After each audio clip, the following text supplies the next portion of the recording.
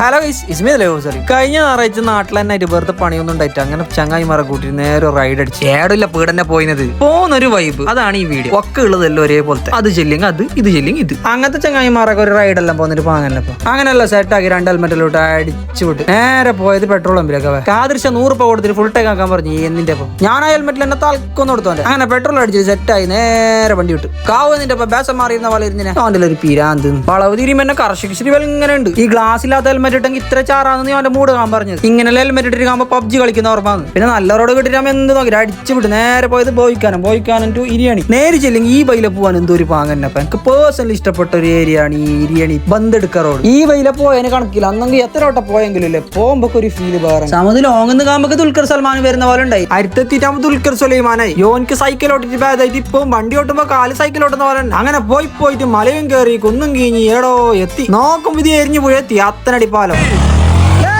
ഞാൻ വരുന്നു എന്നെ കൂട്ടിട്ട്